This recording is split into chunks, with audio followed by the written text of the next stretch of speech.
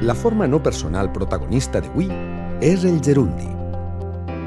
Cal cuidar molt el gerundi, perquè si no ho fem, podem cometre errors que l'afectarien en excés tant en la forma com en l'ús. En aquesta càpsula en parlarem només de l'aspecte formal. La qüestió és delicada, perquè sovint li fem mal sense gairebé adonar-nos-en. Anem a pams i comprovem-ho. Quin diríeu que és el gerundi de ploure, córrer, moure, caure, viure, ser? És possible que com a resultat hàgeu produït formes que acaben en quent o gent. Això vol dir que heu atacat el cor del gerundi.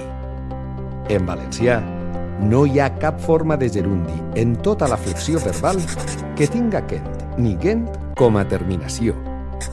Ploure, plovent. Córrer, corrent. Moure, movent. Caure, caient o caent. Viure, vivint. Ser, sent. Per tant, si en plantejar-vos una forma de gerundi us balla pel cap una idea que acabi així, descarteu-la. Els vostres lectors o oients, i sobretot el gerundi, ho agrairan.